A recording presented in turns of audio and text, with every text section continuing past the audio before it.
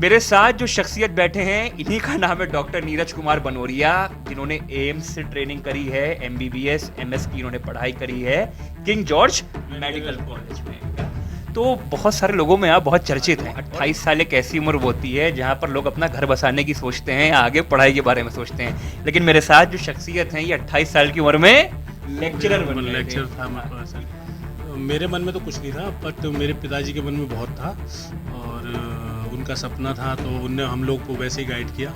Vaccinated ज़रूर लें, vaccine ज़रूर लें, वैक्सीनेटेड ज़रूर होएं, जितने जल्दी हो सकते हैं उतने जल्दी लें, क्योंकि अगर मान लीजिए थर्ड वेव आती है तो यही एक चीज़ है अकेली जो आपको बचा सकती है। ये पुरस्कार जो आप देख रहे हैं, इनको देखकर कहीं ना कहीं प्रफुल्लित हो रहे होंगे। ये सामने दीवार पर कुछ सर्टिफिकेट्स लगे हैं जिसमें लिखा है the association of surgeons of India. एक नीचे लगा है जहां पर बच्चा एडमिशन पाने के लिए खूब प्राप्ति करता है और वो है एम्स का सर्टिफिकेट। और उसके बगल में लगा है the association of minimal SS surgeons of India का, और उस पर नाम लिखा हुआ है डॉक्टर नीरज कुमार बनोरिया। आप पढ़ सकते हैं उसको। Doctor Neeraj Kumar Banoria has been found qualified in art and science of minimal access surgery. एक और यहां पर सर्टिफिकेट आप देख सकते हैं। अब सर्टिफिकेट देखते देखते थोड़ा आप अपनी निगाहों को और नीचे लाकर दाई ओर लाएंगे तो कुछ किताबें आपको नजर आने लगेंगी, और जब ये किताबें आपको दिखेंगी तो आप समझ जाएंगे कि भाई साहब आज हमारे साथ बातचीत करने के लिए एक डॉक्टर साहब मौजूद हैं, जिनके बारे में मैं सब बता रहा था। वो महाअनुभव, वो महाशख्सियत जो ज्यादा किसी पहचान की मोहताज नहीं, मेरे साथ हैं। क्या हाल है, कैसे हैं आप? Thank you. फाइन।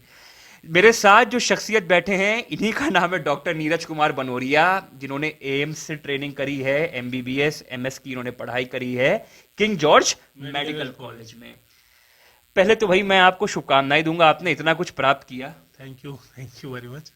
क्या सोच के डॉक्टरी की पढ़ाई करी? क्या पहले से मन में था या पारिवारिक कुछ था? मेरे मन में तो कुछ नहीं था, बट मेरे पिताजी के मन में बहुत था और वो चाहते थे कि मतलब मेरे बच्चे डॉक्टर बने, और उनका सपना था, तो उनने हम लोग को वैसे ही गाइड किया और फिर हम डॉक्टर बने। तो उनकी बहुत मेहनत रही, मेरे फादर मदर की मेरे साथ, और फादर का गाइडेंस बहुत रहा, उनकी मेहनत बहुत रही हमारे साथ। जब मैं आपके बारे में थोड़ा जानने का प्रयास कर रहा था तो एक बात कही गई कि सीपीएमटी में आपने 2000 में बुंदेलखंड रीजन में टॉप किया था। एक्चुअली बुंदेलखंड नहीं, मैंने सीपीएमटी में ऑल ओवर यूपी में टॉप किया था। मेरी फर्स्ट रैंक थी सीपीएमटी में और जनरल में 122 रैंक थी। That's why I got KGMC. मैं केजीएमसी से एमबीबीएस किया है, फिर कानपुर मेडिकल कॉलेज से तुरंत ही मेरा सिलेक्शन फिर कानपुर मेडिकल कॉलेज में एमएस सर्जरी में हो गया था। तो वहाँ से करने के बाद सर्जरी कंप्लीट ही ख़त्म हुई थी और एक साल ही नहीं हुआ था मेरा यूपीपीएससी से, जो उत्तर प्रदेश लोक सेवा आयोग है, उससे मेरा लेक्चरर में हो गया, surgery lecture of surgery medical college Jhansi में, जो कि मेरा होम टाउन भी है। तो फिर मैंने यहाँ पे, तब से मैं यहीं पे जॉब में हूँ और अबाउट टू बिकम प्रोफेसर, मैं प्रोफेसर ऑफ सर्जरी बनने वाला हूँ। एक रोचक बात मैं आपको बता दूं, 28 साल एक ऐसी उम्र होती है जहां पर लोग अपना घर बसाने की सोचते हैं, आगे पढ़ाई के बारे में सोचते हैं। लेकिन मेरे साथ जो शख्सियत हैं ये 28 साल की उम्र में लेक्चरर बन गए थे। था मैं ये सर्जरी। थोड़ा कहानी बताइए, इतनी जल्दी कैसे बन गए भाई? एक्चुअली 18 ईयर्स में मैंने सीपीएमटी कोर्स कर लिया था, तो मेरा 6 साल मेरा करीब एमबीबीएस में हुआ, फिर तुरंत मेरा एमएस में हो गया, तो 3 साल 9 साल वो हुए मेरे, और फिर एमबीबीएस एमएस ख़त्म करके ही जैसे ही मैं मतलब वो हुआ तो ये इंटरव्यू आ गए थे, तो मैंने इंटरव्यू दिया, तो with the grace of God I got selected. जब मेरा नाम मैंने अखबार में देखा, मेरे एक फ्रेंड ने मुझे फ़ोन किया कि यार तेरा तू देख वो पेपर में तेरा नाम भी है, तो मैं समझ ही नहीं पाया कि मेरा मतलब मुझे विश्वास नहीं हुआ, और मेरा इंटरव्यू बहुत अच्छा हुआ था, तो मुझे लग रहा था कि मेरा हो जाएगा, भगवान की कृपा से हो गया। जब मैं आपके बारे में बातचीत कर रहा था यहाँ आने से पहले, क्योंकि मैं अभी बैठा हूँ, मेडिकल कॉलेज है ये झांसी का, तो बहुत सारे लोगों में आप बहुत चर्चित हैं, और एक बात बोली लोगों ने कि भाई साहब एक हार्निया का लेप्रोस्कोपी का ऑपरेशन होता है, बहुत महंगा होता है भाई साहब, पैसे नहीं होते हैं। डॉक्टर बनोरिया जी ऐसे थे, बहुत सस्ता करवा दिया। क्या करवाया? एक्चुअली उसमें जो इसमें क्या होता है, लेप्रोस्कोपिक हर्निया में हम दूरबीन डाल के जो हर्निया का ऑपरेशन होता है अंदर की तरफ से करते हैं, दो तरीके हैं, एक चीरा विधि से, एक लेप्रोस्कोपी। तो लेप्रोस्कोपी में हम पेट के अंदर जाके वहाँ से करते हैं। तो उसमें क्या करते हैं, इसमें क्या होता है, जाली बिछाना पड़ती है उसको मजबूती देने के लिए। तो जब हम चीरे लगा के करते हैं तो बाहर से जाली लगते हैं, और जब हम वो अंदर से करते हैं तो अंदर जाली बिछाते हैं। तो उस जाली को रोकने के लिए हमें टाँके लगाने पड़ते हैं, उसे टैकर्स बोलते हैं। टैग करना किसी चीज़ को टैग करते हैं फेसबुक उसे। वाला टैग। हाँ टैग नहीं, वो टैग होता है, ये टैग। टैग कर देना। हाँ। तो वो टैकर कहलाते हैं हमारी भाषा में, तो मेडिकल टर्म में। तो उसमें क्या होता है कि वो टैकर बड़े महंगे पड़ते हैं, एक 700 अबाउट पड़ता है, और वो हमको कम से कम 5 to 7 मिनिमम लगाने हैं। अगर ज़्यादा बड़ा हुआ तो और ज़्यादा हो जाते हैं। तो अगर आप 7 लगा रहे हैं तो आपका 3500 3500 रुपये आपका खर्चा आएगा। तो वो बुंदेलखंड हमारा रीजन था, और उसके अलावा पेशेंट को और थोड़ी दवाइयाँ, तो वो पूरा जो कॉस्ट पड़ती थी 8 to 10,000 पड़ती थी। पेशेंट इतनी तैयार ही नहीं होता था। तो मुझे लगा कि अगर ऐसे कर, मैं सीख के आया हूँ, इनसे मैं ट्रेनिंग लेके आया हूँ अन्य की, अगर मैं नहीं कर पाया तो फिर मैंने उसको पढ़ा, उसके समझा कि और क्या कर सकता हूँ मैं।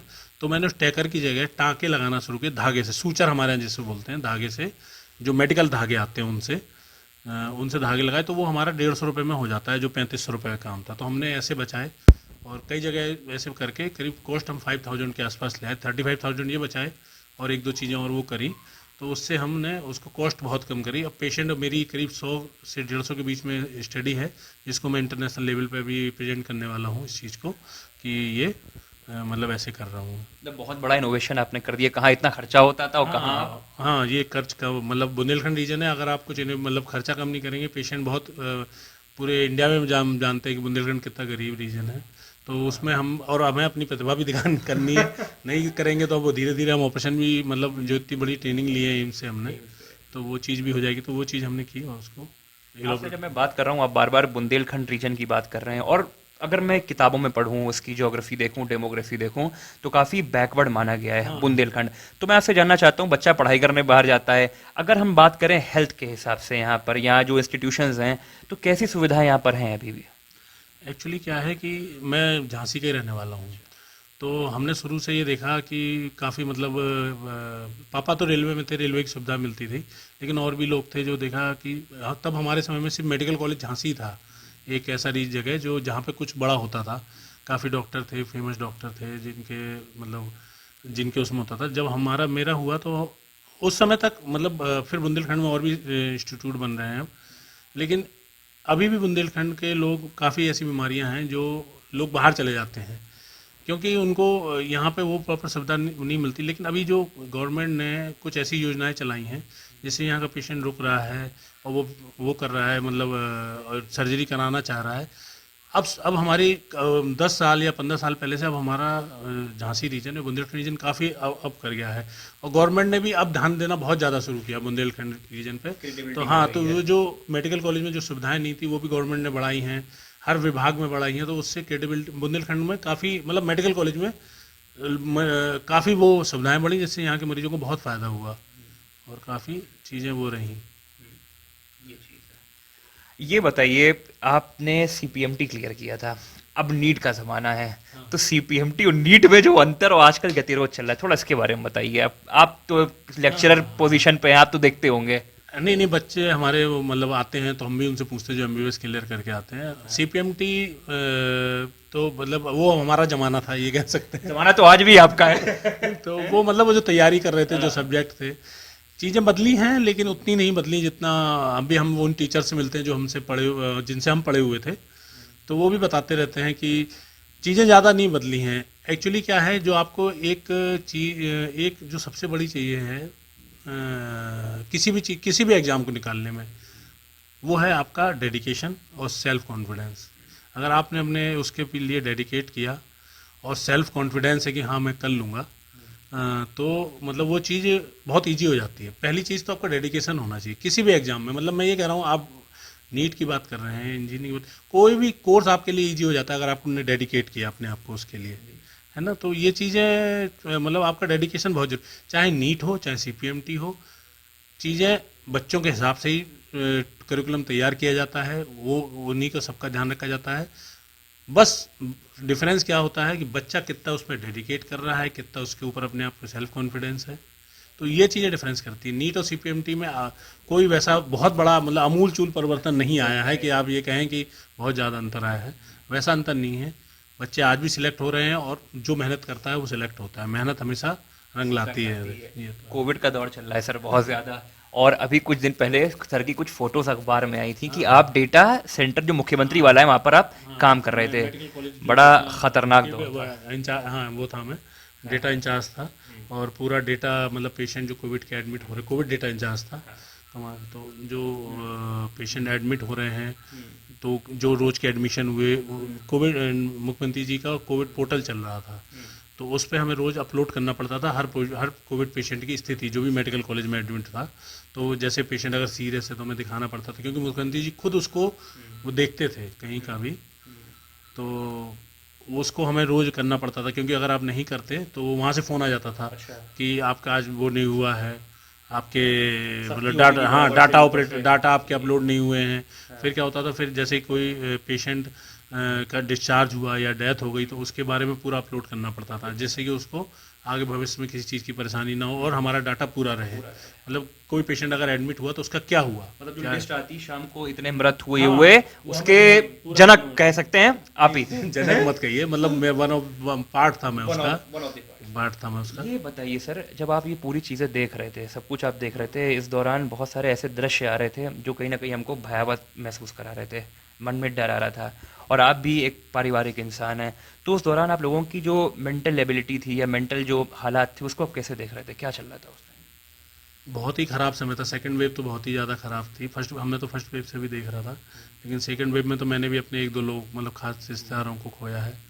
और मतलब मेंटल लेवल हमारा तक हिल गया था। हम लोग मतलब हम डॉक्टर हैं, जो मैं तो सर्जन हूँ, सर्जन मतलब हम ऑपरेशन करते हैं लोग, तो वो उस लेवल पे हम पहुंच गए थे कि हमें लग रहा था अगर एक दो महीने और चली तो क्या होगा। मतलब लोग, मतलब जनरल पब्लिक का तो हम लोग जब से हिल गए थे, मतलब हम लोग हाँ हमारी मेंटलिटी पे असर आने लगा था, तो जनरल पब्लिक की तो क्या बात है ना। तो बहुत बहुत अंतर था, पब्लिक साइकोलॉजी में बहुत अंतर आया है।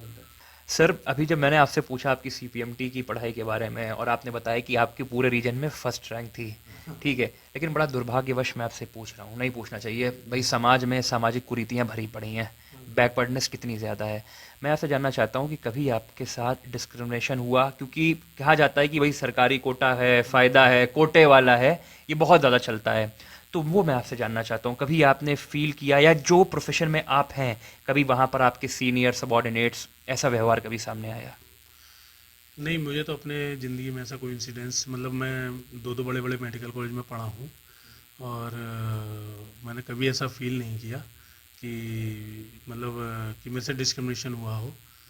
मतलब अगर आप, मतलब मेरा जो सोचना है, being a I belong to एक एससी कैटेगरी, तो मैं ये सोचता हूँ कि अगर आप मेहनत करते हैं, देखिए आप हर मेहनती आदमी की एक कद्र है। अगर आप मेहनत करते हैं, आप अपने आप को डेडिकेट करते हैं, जो आपके सीनियर आपको काम देते हैं, तो हर कोई आपकी कद्र करेगा। आप उसके प्रति ईमानदार रहिए, जो वो बोल रहा है ऑनेस्ट रहिए।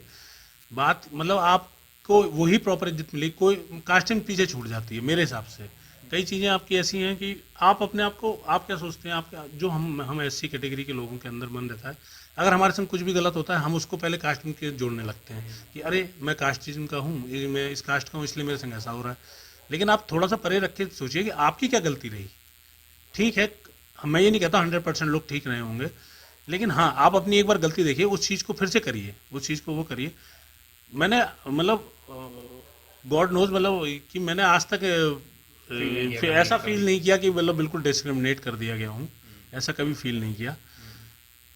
और पढ़ाई में हो गया या मैं अपनी जॉब में ही बता रहा हूँ, हमारे यहाँ का मतलब बहुत ही बढ़िया माहौल मैंने देखा है। और उसकी वजह आपको खुद चेंज करना पड़ेगा, लोगों का आप माइंड चेंज कीजिए, आप अपनी मेहनत करके दिखाइए, क्यों नहीं करेगा कोई।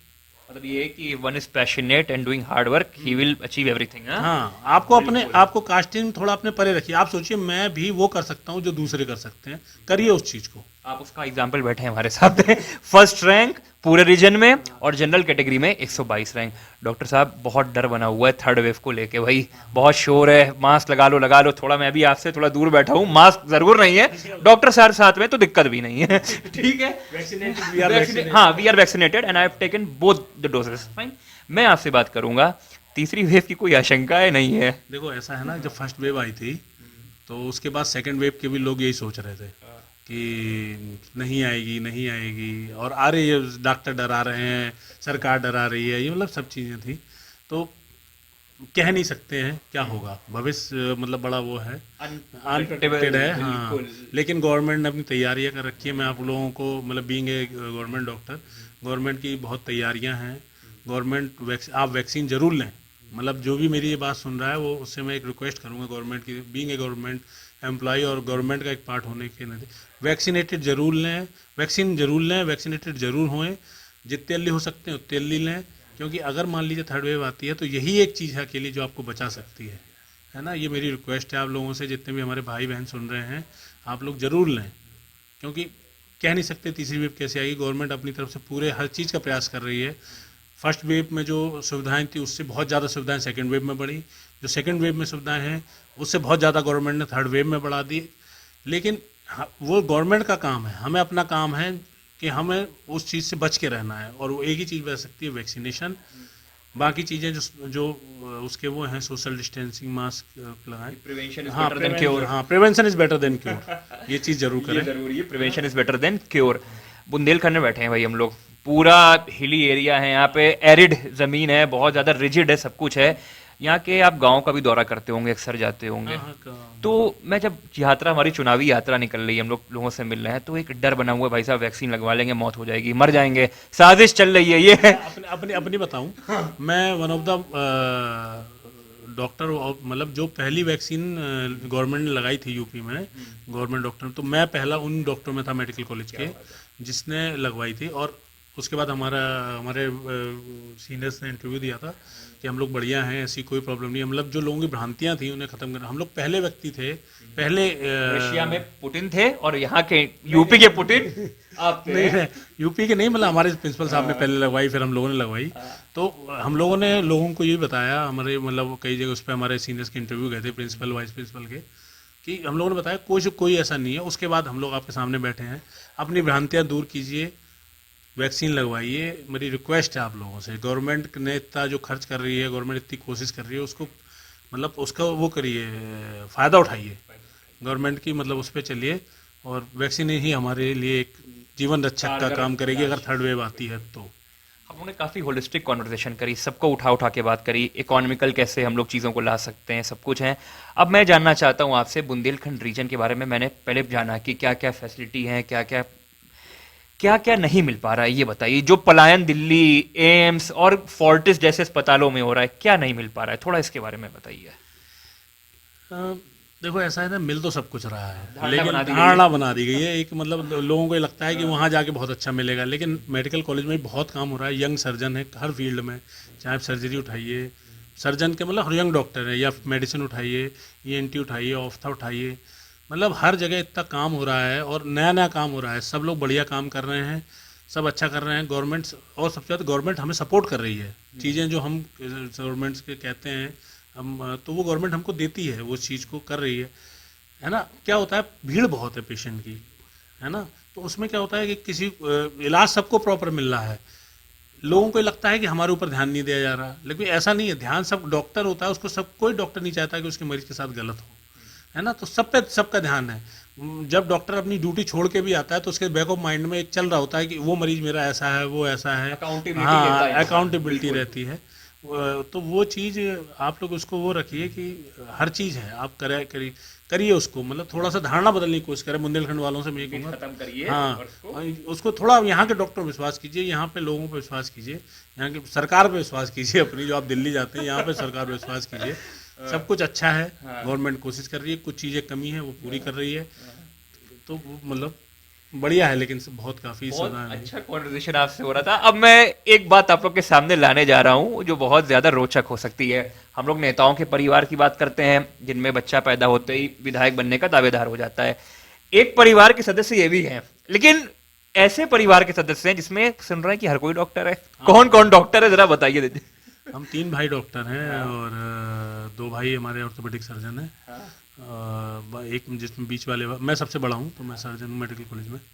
बीच वाले में जालौन मेडिकल कॉलेज में असिस्टेंट प्रोफेसर हैं, और सबसे छोटे भाई यहीं झांसी मेडिकल कॉलेज में सीनियर रेजिडेंट हैं। मेरी वाइफ गायनिकोलॉजिस्ट है डिस्ट्रिक्ट हॉस्पिटल में, और छोटे भाई की वाइफ रेडियोलॉजिस्ट हैं, बीच वाले भाई की, तो वो यहीं पे झांसी मेडिकल कॉलेज में है और उनका सेंटर भी है अपना। तो ये है हमारे यहाँ अभी की कहानी। पूरा प्लान बनाया था कि सबको डॉक्टर, जैसे सबको विधायक बनना है, सांसद बनना है, आप लोगों को डॉक्टर ही डॉक्टर बनना है? प्लान तो नहीं था, मैं बता चुका हूँ आपको कि मेरे फादर का सपना था कि हमारे बच्चे डॉक्टर बने। तो मैं हुआ सिलेक्ट, फिर बीच वाले हो गए, फिर छोटे वाले, उनने देखा मतलब तो क्या एक राह खुल जाती है और आपको पता चलता है कि इसमें कैसे इस लाइन में कैसे मेहनत करना है। दो प्यारे प्यारे बच्चे हैं आपके भी, मैं उनसे मिला जब मैं आ रहा था, बड़े क्यूट बच्चे हैं आपके। समय दे पाते हैं बच्चों को? वाइफ भी आपकी वर्किंग है, आप भी वर्किंग है? हाँ, देख लेते हैं यार शाम को 1-2 घंटे, दिन में भी हम लोग बीच बीच में देखते रहते हैं वाइफ और हम, तो समय तो देते हैं, मतलब बच्चों को समय, हमारे फादर ने, मदर ने हमें बहुत समय दिया है। और हम अगर हम ये भी जानते हैं कि जब तक हम उनकी प्रोग्रेस खुद नहीं एवेल्यूएट करेंगे, खुद नहीं देखेंगे, तो अगर हम छोड़ देंगे तो फिर बड़ी मुश्किल हो जाएगी। तो हम उनकी अभी भी होमवर्क देखते हैं, वाइफ हमारी बहुत ज़्यादा डेडिकेटेड है, वो होमवर्क देखती हैं, मुझे बताती हैं कि ये इसमें इसका वो हो रहा है, इसको देखना है इसको, और मैं भी उससे पर्सनली पेरेंट देखता टीचर हूँ। मीटिंग में अकेले ही जाते हैं, दोनों जाते हैं? अकेले जाना हो जाता ये तो गलत बात है। है। वो ऐसा हो जाता है कि जिस दिन या तो पेरेंट टीचर मीटिंग में मेरी कभी कुछ वर्किंग निकल आएगी, या मेरे ऑपरेशन का दिन होगा, या मेरी कुछ मीटिंग होगी और वाइफ के संग, तो मैं वो चली जाती हैं वाइफ हमारी, या फिर उनका, हाँ, या फिर उनका रहता है, तो वो कह देती है कि भाई आपको जाना पड़ेगा, मेरे संग ऐसा हो रहा है, तो फिर मैं जाता हूँ। कोविड का पूरा दौर देखा है आपने, सब कुछ देखा है। 2 बच्चे हैं घर में, छोटे छोटे, बहुत प्यारे प्यारे क्यूट से बच्चे हैं आपके। ठीक, मैं क्यूट शब्द पर एम्फेसिस बार बार दे रहा हूँ क्योंकि जब मैं आया था तो वो मुझसे भाग रहा था, देखे शर्मा रहा था। कोविड के दाईम जो समय था, उस समय एक डर बना हुआ था, मैंने आपसे पहले बात करी थी। तो जब घर आते थे, बच्चों को अपने देखते थे, क्या फील करते थे, ये बताइए। बहुत डर लगता था, मतलब इनफैक्ट मैं तो सुबह नहा के जाता था और फिर शाम को पूरे कपड़े बाहर, टब हमारा बाथरूम है उसमें हम उतार के फिर नहाते थे, मतलब सुबह शाम नहाना होता था। उसके बाद सैनिटाइज़र बिल्कुल प्रॉपर यूज कर रहे थे। बच्चों को, मतलब बच्चे क्या था, बच्चे घर पे रहते थे, जैसे हम आते थे तो वो दौड़ते थे, तो उनको स्टिक डांट के रखते थे कि बिल्कुल आना नहीं है, हमको छूना नहीं। मचलता होगा, गले लग जाओ। नहीं नहीं, फिर वो नहा धो के फिर आराम से बच्चों के बगल में बैठते थे। और काफ़ी ऐसी चीज़ें, डेंटल हाइजीन से ब्रश करते थे, वो बच्चों को भी सिखाया कि ये बोलते थे ना कि, तो काफ़ी चीज़ें वो करी जो जिससे भगवान की कृपा रही, सब कुछ अच्छा बीती है। बहुत होलिस्टिक और लॉन्ग कन्वर्सेशन हम लोगों ने करी। अब 2 बातें और लूँगा, फिर मैं ये चीज़ समाप्त करूँगा। पहली बात तो लूँगा कि अभी जो मौजूदा परिप्रेक्ष्य चल रहा है, बच्चे तैयारी कर रहे हैं, नीट की पहले बात करी थी, इन बच्चों को क्या मैसेज देंगे जो बहुत डर जाते हैं? बहुत सुसाइड हुआ है अभी, और आप एक सीनियर हैं, सब कुछ हैं, तो भी चेन्नई में सुसाइड हुआ, सब कुछ हुआ, इस पे आप बच्चों को क्या मैसेज देंगे? मैसेज ये है कि पहले तो अपने आप पे विश्वास रखो। हर चीज़ देखिए, हर किसी के लिए जस्टिफाई नहीं होती। मेरे संग भी बहुत सी चीज़ें ऐसी हुई जो मुझे लगा कि, मतलब आप ये सोचो कि ज़िंदगी आपके लिए हमेशा एक गुड, Precious diamond है, हाँ, मतलब नहीं, मतलब आपके लिए गुड रिजल्ट लेके आएगी, ये हमेशा नहीं होगा। कभी आपके संग अच्छा भी होता है। तो आपका जो एक वो होता है ना, माइंडसेट डेवलप कीजिए। परेशानी हर किसी के साथ आती है, कभी ये नहीं हुआ किसी के संग, ऐसा नहीं हुआ कि जिस संग परेशानी ना आई हो। उस आप अच्छे लोगों की जीवनी पढ़िए, बायोग्राफी पढ़िए, उसमें सब चीज़, उनके अचीवमेंट मत पढ़िए, उनके वो पढ़िए कि उनके जब वो परेशानी में थे तो उनने उस समय क्या किया। वो माइंडसेट डेवलप करना है। उनका क्या माइंडसेट रहा कि हम मतलब वो माइंडसेट की परेशानी किस पे नहीं आई है। अगर हम अपने भगवानों की बात करें तो रामचंद्र जी पे भी आई, अगर हम अपने अनुयायियों पे बात करें तो अम्बेडकर जी पे भी बहुत परेशानी, उनने उस चीज़ को भी झेला और उन्होंने भारत का संविधान लिखा।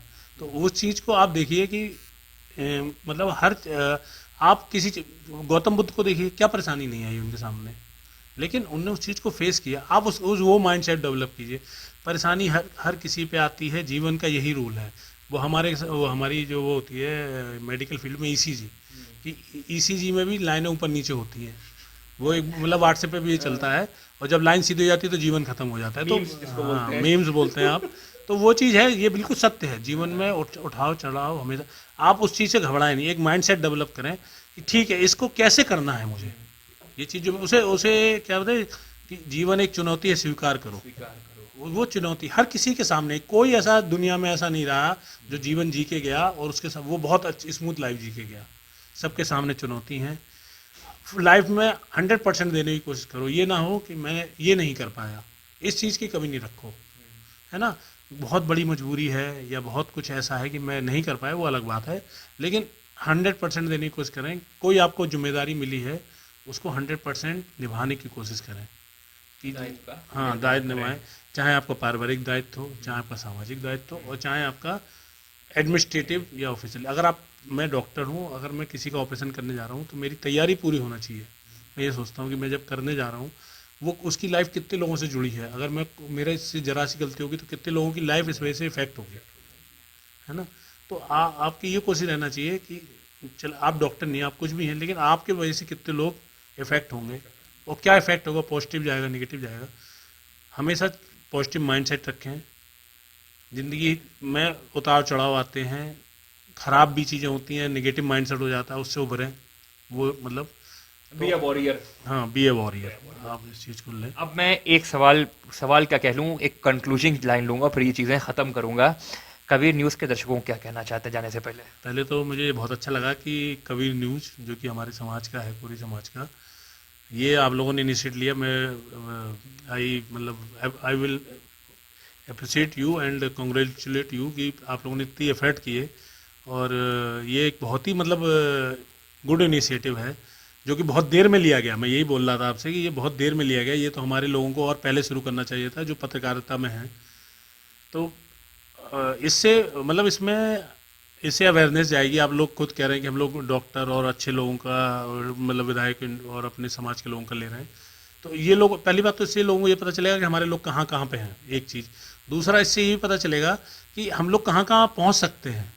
हमारे लोगों में एक पॉजिटिव माइंडसेट होगा कि भाई हमारे लोग मेडिकल कॉलेज में हैं तो हमारे बच्चे डॉक्टर बनेंगे या इंजीनियर हैं या और भी चीज़ें हैं। तो वो आप एक अवेयरनेस फैलाने की कोशिश कि वो आपका जो काम है, जो कोशिश है, उसको मैं फिर से कंग्रेचुलेट करूँगा कि Kabir news, you are doing a good job, well done and all the best. Thank you, बात करने में समय दिया, बहुत बहुत शुक्रिया। तो ये मेरे साथ डॉक्टर साहब मौजूद थे, आपने समय दिया, बहुत बहुत धन्यवाद आपका। तो ये हमारी यात्रा थी। मैं था झांसी मेडिकल कॉलेज में। ये एक ऐसे डॉक्टर थे जिन्होंने एक ऐसी सर्जरी का निर्माण किया अपनी इनोवेशन के साथ जो कॉस्ट इफेक्टिवनेस की बात कर रही है। आप देख रहे थे कबीर न्यूज़, मैं था आपके साथ माज। बहुत बहुत धन्यवाद।